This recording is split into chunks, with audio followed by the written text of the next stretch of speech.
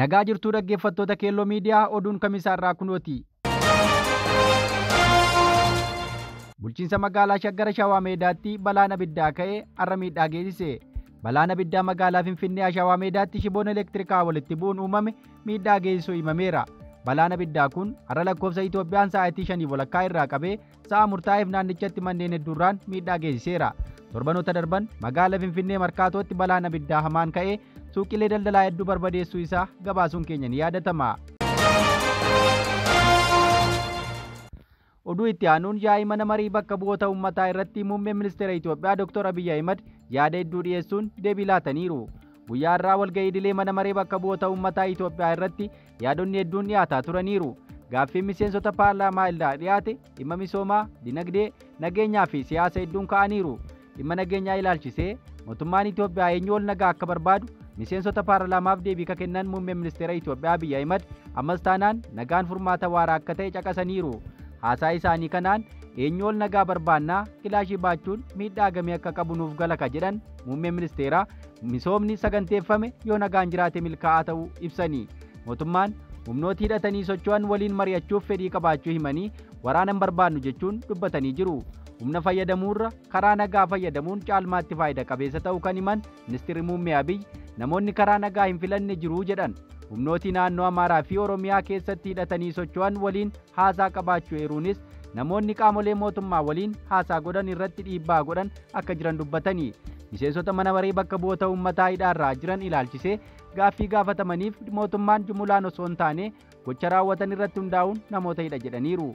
Kana malees dhimma gabaa gurraachaa wal qabatee imbaasiiwwan Finfinnee jiran saamichaan himatanii.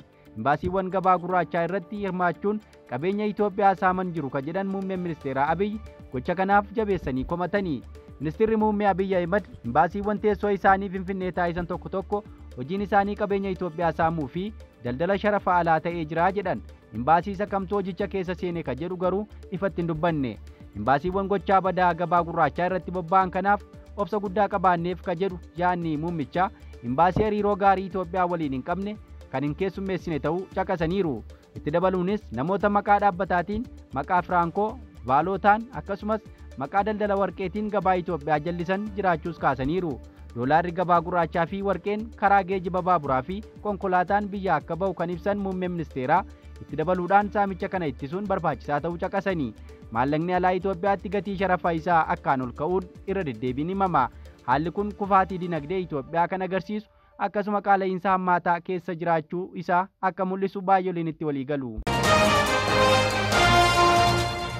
Oduu itti aanuun gabaasni qaama alaan qindaa'ee Itoophiyaan tarree hiyyummaa sadarkaa sadaffaa irra jirti yoo jedhu Abiy Ahimad ammoo biyyattiin guddina galmeessaa jiraachuu yaa'ii taa'amaa jiru irratti ibsanii. Biyyi paartii badhaadhinaan bultuu Itoophiyaan addunyaa irraa biyyoota hiyyummaan sadarkaa qaban ta'uu gabaasni bahe mirkaneesseera. Akkuma addunyaatti biyyoota hiyyummaan sadarkaa 1-5 qaban keessaa Itoophiyaan ishee tokko ta'uu qorannaan Multi Dimensional Poverty Index jedhamuun bahe mirkaneessee jira. Gabaasa bahe kanaan akka addunyaatti uummata biliyoona 6.1 ta'u keessaa kanneen biliyoona 1.1 ta'u hiyyummaa bifa adda addaa keessatti argamu. Baay'inni uummata ishee miliyoona 120 ka jedhamu Itoophiyaa keessatti uummanni miliyoona 86 ol hiyyummaa keessatti akka argaman gabaasichatu ibse. Kanaanis addunyaa irraa Itoophiyaan hiyyummaan Indiyaa fi Paakistaanitti aantee sadarkaa sadaffaa irratti akka argamtu caqafame. Dhimmicha irratti gabaasni Multi Dimensional Poverty Index jedhu kun UN'tti sagantaa nyaataa addunyaa fi Yuunivarsiitii Oxforditti walitti dhufamee akka qophaa'e ibsameera. Gabaasni kun baatii keessa jirru kana keessa akka bahe yoo ta'u qorannaa biyyoota 112 keessatti adeemsifameen ragaalee adda addaa funaanameen qindaa'uu isaa barameera. Gabaasichi hiyyummaa kallattii hedduu kan ilaale yoo ta'u uummata biliyoona 1.1 guutuu addunyaa irra jiran keessaa miliyoona 553 yookaan dhibbantaa 48.2 ka ta'an biyyoota Afrikaa Saharaa gadii keessa jiraatudha jedha. Akka gabaasichaatti hiyyummaan biyyoonni sadarkaa duraa irra jiran Indiyaa, Paakistaan, Itoophiyaa, Naayijeeriyaa fi Rippaabilika Koongoo yoo ta'an isaan kun 1-5tti sadarkaa jalqabaa irratti argamu. Mootummaan Itoophiyaa bulchaa jiru paartii isaa maqaa badhaadhinaa jedhuun moggaafatee waggaa 5 ol biyyattii gaggeessaa jira. Akka hawwii fi sagantaa mootummaatti Itoophiyaa badhaate ijaaruun sagantaa isaa ta'uu hima. Qeeqxonni ammoo biyyattiin faallaa maqaa paartichaa hiyyummaa hammaataatti adeemaa jirti jechuun himu. Waraanni keessaa dhaamuu dadhabuu, misoomni hawaasaa sirnaan isa eeggatee hojjetamuu dadhabuun sababoota hiyyummaa Itoophiyaatti fidan keessaa isa tokko akka ta'an eeramu. Kun ta'ee yaa'ii mana maree bakka bu'oota uummataa har'aa gaggeeffame irratti biyyattiin guddina addaa galmeessaa jiraachuu gabaasni dhiyaateera. Gaaffii miseensota paarlaamaa irraa dhiyaateef deebiiwwan ministeerri muummee Abiyyi Ahimad laatan keessaa guddina dinagdee GDP harkaa 8.1 milkeessuu fi kuni biyyoota Afrikaa guddina ariifachiisaa galmeessaa jiran keessaa Itoophiyaa tokko taasisaa jedhan. Bara kana guddina dinagdee 8.4 galmeessuuf karoorfachuu kan himan ministeerri muummee dameen qonnaa guddina harkaa 6.1 argamsiisa jedhamee eegamaa jedhan. Ministeerri muummee sharafa alaa buna irraa argameen bara darbe doolaara biliyoona 1.4 kan argame yoo ta'u baranaa ammoo doolaara biliyoona 2tu eegamaa jedhaniiru. Oomisha bunaatiin Itoophiyaan addunyaa irraa Biraazilii fi Veetinaamitti aantee sadaffaadha ka jedhan ministeerri muummee bara kana ammoo Biraazilitti aanuuf hojjenna jechuun ibsan. Bara kana piroojeektoonni 72 hojii eegaluu ibsuun warshaaleen 15 teeknooloojii irratti, warshaaleen 41 nyaataa fi dhugaatii irratti akkasuma warshaalee humna waraanaan wal qabatan 3 hojii eegaluu ibsanii.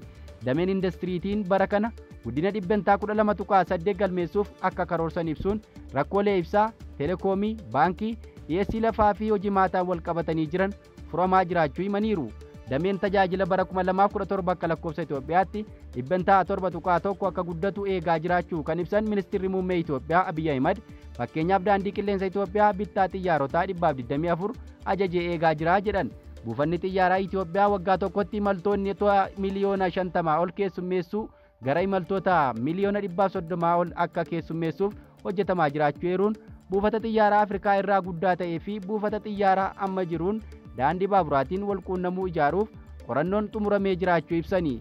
Ji'oota 3 darbaniin galiin birrii biliyoona 170 walitti qabamuu kan ibsan muummichi ministeeraa kuufamni maallaqaa Itoophiyaan qabdu ji'oota 3 darbanitti 161 guddachuu eeranii. Idaan biyya alaa Itoophiyaa irra jiru yeroo ammaa 13.7tti gadi bu'uu himuun waggoota itti aananitti 10tti gadi akka buusan hojjechuudhaaf akka jiranis himaniiru. Waggoota 6 darbanitti Itoophiyaan idaa doolaara biliyoona 13 kaffaluus dubbatan. Gaaffilee qaala'insa jireenyaatti ka'eefis deebii laataniin dhimmi qaala'insa jireenyaa dhimma addunyaan qormaataa jiru ta'uu ibsan.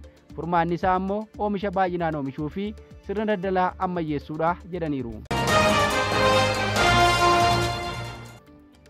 Oduu keenya dhumaatiin Raashiyaan dhaabbata Googilii irratti adabbii doolaara biliyoona 20 murteessite. Miidiyaaleen addunyaa waa'ee maallaqa takkaa dhaga'amee hin beekne Raashiyaan Googilii irratti dabarsitee galgala kaleessaa wal harkaa fuudhanii gabaasaa turanii. Dhimma addunyaa ajaa'ibsiisan akkasuma yaada takaaroo faallaa biyyoota dhiyaa dhaabbatu maddisiisuun kan beekamu biyyi pirezidaantii Puutiniin bulaa jirtu Raashiyaan Googilii irratti adabbii addaa dabarseera.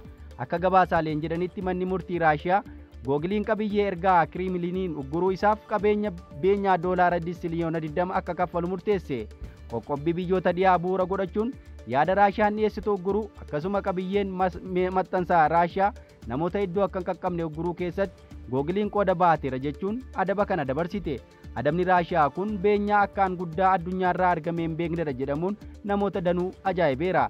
Biliyoona 20 jechuun maallaqa abbaa 0.36 yoo ta'u kunis lakkoofsa hedduu ta'aa jedhamuun namoonni hedduun akka ajaa'ibaatti kaleessa galgala maxxansaa turaniiru.